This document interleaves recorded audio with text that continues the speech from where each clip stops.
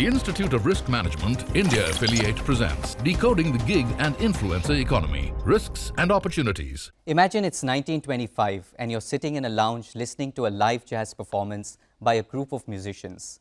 That was the most common form of gig back in time. And these short-term engagements or performances have been around for centuries, with musicians, artists and craftsmen taking on gigs long before the term was popularized. But today, 10 million Indians are engaged in contractual work as delivery executives, business advisors, web developers, translators, or project-based workers in any discipline. There's also this creator economy where over 80 million Indians are working as digital content creators, so-called as micro-influencers or influencers in a range of sectors such as finance, fashion, travel, music, and a lot more.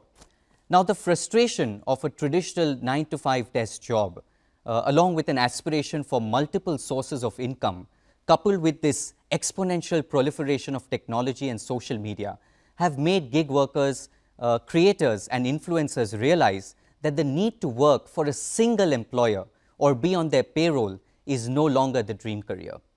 In fact, today, the gig and influencer economy in India possesses immense potential as the government and India Inc. increasingly recognizing this sector as a vital engine for job creation and economic growth.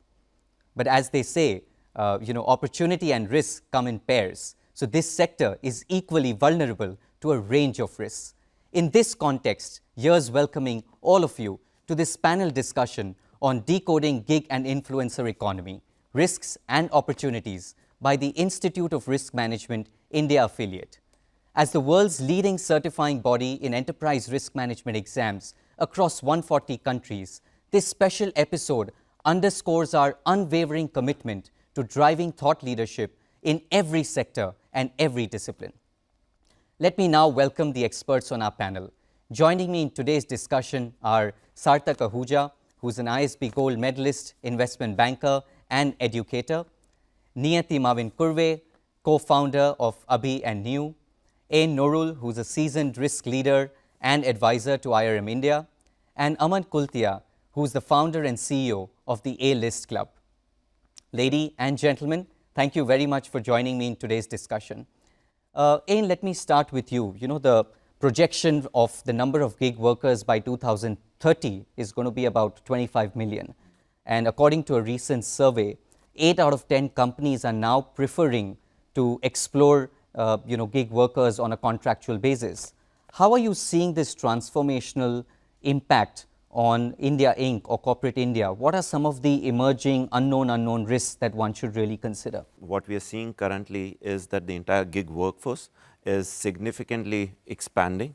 Along with the gig workforce, the entire ecosystem, right from the gig platforms to the technology behind it, the regulatory environment around that, as well as how the companies are engaging with the gig workforce, these have been really expanding at a rapid speed. Currently, there are more opportunities that are available for the gig workers more than ever. The companies are engaging gig workers across all the functions, could be from operations to logistics to legal, HR, finance, some of the legal, IT, etc. Some of the top risks to consider would be one, definitely the regulatory environment. With the evolving regulations around it, definitely aspects around classifications of the workforce, aspects around the fair compensations, benefits to the workforce, be it in terms of the overtime, insurance, etc., right, needs to be carefully looked at. Apart from that, given that a lot of gig workers are connecting remotely, there are risks from a cyber security point of view which needs careful considerations. Companies are sharing their confidential information and providing access to the gig workers. With the data privacy. So the data privacy and the data security becomes an important aspect to look at. There are reputational risks also that are worth considering, not just in terms of how the gig workers are performing their duties, but also in terms of how companies are handling their own gig workers, right?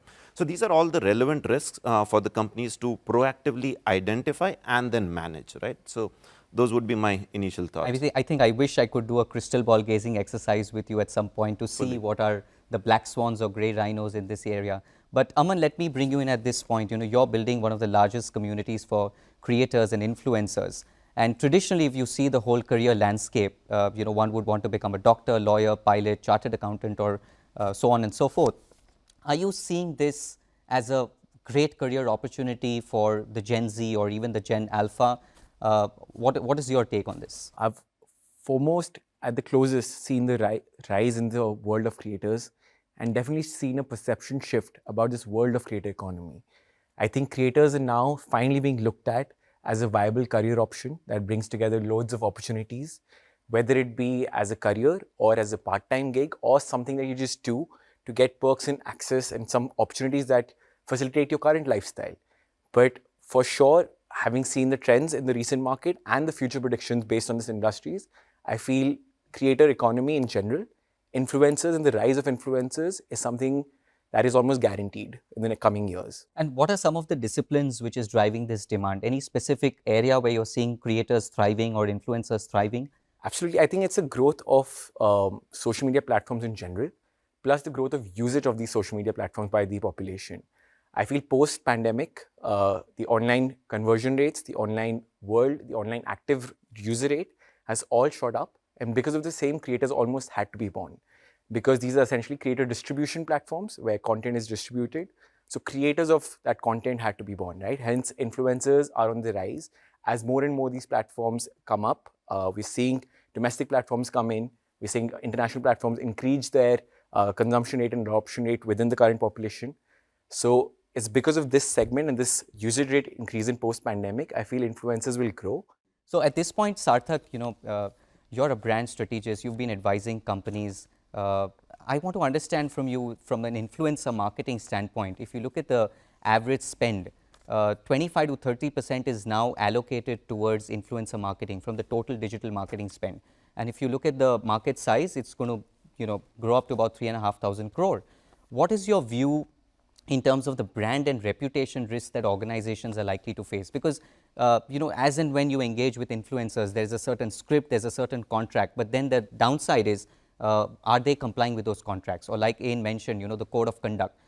Where do you see the role of reputation, brand in this whole space? Sure, I think even for years, there've been sports people, there've been actors who've actually been brand ambassadors for big brands.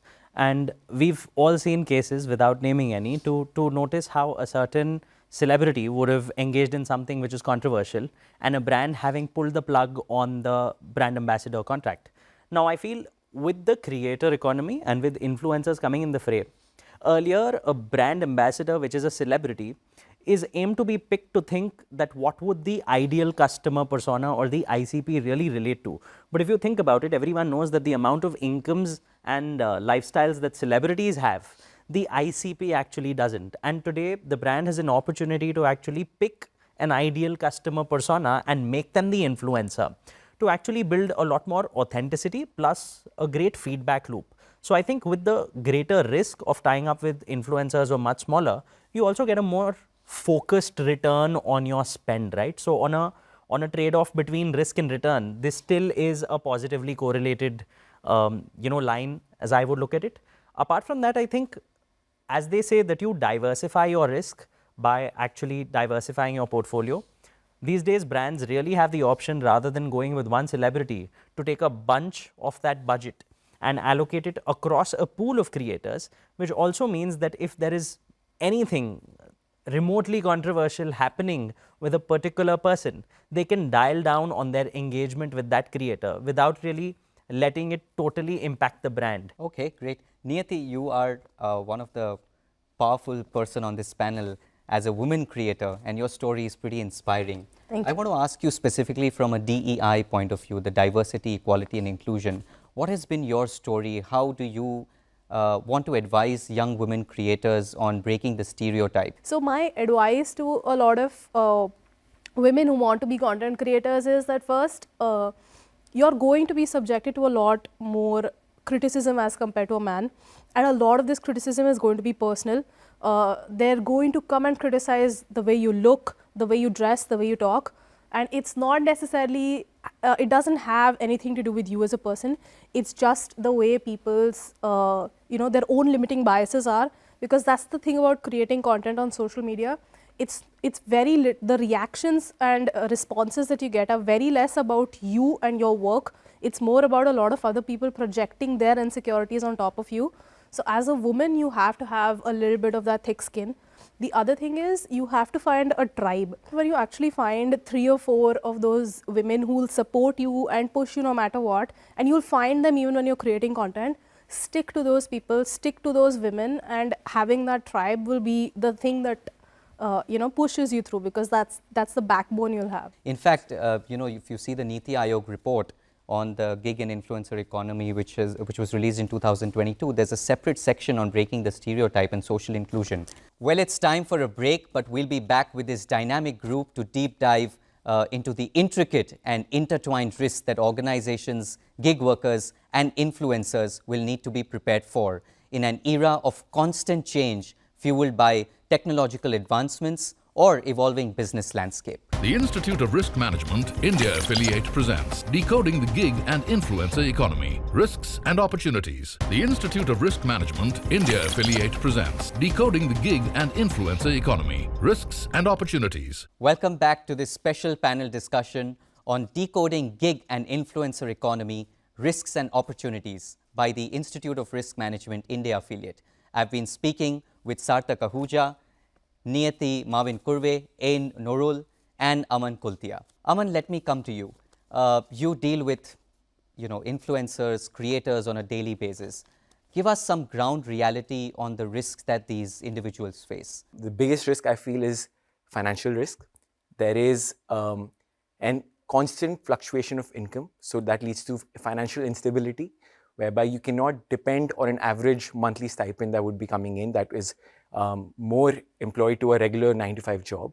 So you have to be okay with the fact that some months would be, which were seasonal months or festive months, whereby income looks good and you're extremely happy with the amount of money that's coming into your account regularly. But there could be months or days, and that could be prolonged periods, whereby you see almost no growth financially and you're barely surviving and covering your lifestyle cost. Also, the dependency on these technological platforms, they play a huge part in risk mitigation. Essentially, algorithms of these social media platforms that we're talking about are constantly changing. Yep. Now, as the creator, the amount of likes, comments, views, reach I get is directly linked to the algorithm the platform is supporting. Any change in algorithm directly impacts my personal reach and engagement. And it's the reach and engagement that actually derives my market rate. So any change there, which is not in my control, equates to my financial instability of sorts. So there's heavy level dependency. Also, we might have seen a case recently or in future where heavy dependence on one technological platform or one social media platform for your entire portfolio and your income could be wiped out with one government policy or rule, right? So diversifying your platforms in a way where your content and your audience is distributed amongst many will play a major part. Sarthak, I want to come to you on this point. The financial risk which he spoke about is very interesting. I was speaking to a couple of influencers, and they were denied financial assistance because they don't have stability in income. As a chartered accountant and investment banker, can you give us some tips on how do you mitigate this financial risk? I think a lot of it is 100% driven by the behavior of the person. Like I would say, the gig economy ends up creating a lot of opportunities which are short term, which end up making you a lot of money. What people do is give up on their full-time job or a more stable career or working as a contractual knowledge professional for these short-term gigs and money-making opportunities, and extrapolating that expectation of money creation for say years to come, and the actual lifespan is going to be much smaller.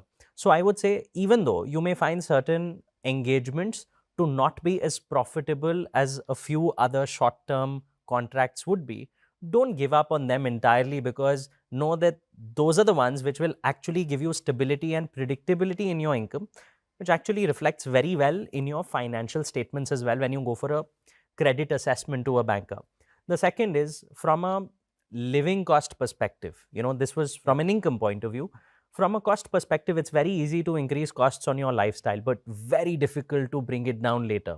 So I think all the money that comes in, realizing that this is short term and it should be put towards an emergency. Isn't that a requirement of staying in the industry? I think it's a requirement. It's an aggravated requirement of being in this industry, where For anyone else, you would probably give away these insights as this is behavioral finance and you need to behave in a particular manner, which is financially prudent. But it becomes all the more necessary for creators because a lot of them probably haven't gone through years of struggle of saving up to say a couple of lakhs or 10 lakhs or 20 lakhs, and suddenly you make that kind of money in 1 month.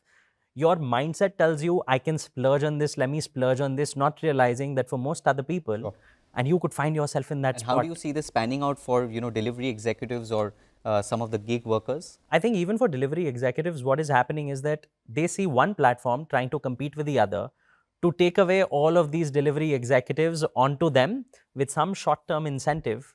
And if they jeopardize everything else that they've built, or they jeopardize on not really adding to their skill base, which is an active way of constantly earning money. If you're only spotting trends, you may be able to ride one wave, but possibly not every wave that comes after that. So I think with creators, with gig workers, know that every opportunity is short term. Build something which is long term, which could possibly be constantly upskilling yourself. Niyati, talking about the risks of the gig workers and influencers, there's one important component about long-term sustainability. I've seen certain creators having mental health issues because they lose followers. So how do you stay relevant in an era of competitive change, technological advancement, or like he said, the algorithms changing? How does one really stay relevant and make sure that you're building something long term? Your content doesn't get irrelevant, the content creator gets irrelevant. Or they decide to move away from whatever they're doing and transcend and work in other stuff. It's very important as a content creator to find your voice. And I know it's very tempting in the beginning to just ape whatever is trending or make videos on trending audios, or to figure out, okay, maybe I can do 10 different transitions like this. But then that is not something that's going to give you long-term happiness, because these trends will come and go. And tomorrow, if you put out some piece of content and it doesn't perform because it's not on trend, that's going to cause a lot of mental health issues. So one of the risks, since we're talking about risks here, is definitely the risk of burnout, simply because a lot of creators don't manage their expectations well. Yeah. It's very important to understand that creating content is a lot like starting your own business. There is a certain amount of gestation period involved in this, and it's like throwing dice. You never know whether you're going to get 2 6s in the first try, or you'll get in the 10th try or the 100th try. And there's no formula for There's that. no formula. Your first video could go viral, but that does not guarantee your second video will.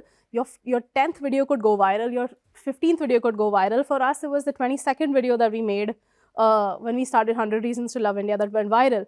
That was a video on eco-friendly Ganpati. And we thought that, okay, life is going to change, everything is different now, we got a lot of followers. But then the next video didn't perform that well, and we learned a very important lesson, that the up and down spikes are not enough. The spikes will continue. So the risk of not being accepted, the risk of being trolled, the risk of being bullied. The risk of being trolled is always there, but we have a 4-point system to deal with it. There are going to be people who are going to make personal attacks, like I mentioned before. So people who make personal attacks on your appearance are the ones you should never engage with, because they're the ones who have their own limiting biases. Then there are people who will just nitpick on a lot of different things. Those you may engage with if you want to. There'll be people who will give you constructive feedback, like, okay, maybe you can do this to improve your work. Maybe your lighting can be better, your audio can be better. These people come with a very good intention, and you can engage with them wholeheartedly. And of course, you'll find your 97% silent base, 99% silent base, who are always there to support you, who will not comment on every video of yours, but if something touches them, then they'll pour their heart out with affection for you. So then those are the people you engage with all the time. So this is about influencers and creators. Sarthak, I want to quickly bring you in. Speaking of the gig workers specifically, right? Do you think they need to be included in the mental wellness programs by the large corporates? Are you seeing that happening? Absolutely. I think one common mistake people tend to make is they think of it from the perspective of Maslow's need hierarchy, saying that these people possibly just need to take care of money matters, and all of this related to mental health and depression is a first world problem of the top tier, which is so far from the truth. Which means the fact that these people don't really get a voice to put it out on public display on social media or in movies doesn't mean that they're not dealing with it. Which is why I was really happy to hear the other day about this one free helpline and a not-profit organization started about giving free on-call assistance to any woman who wants to call and get some mental health support.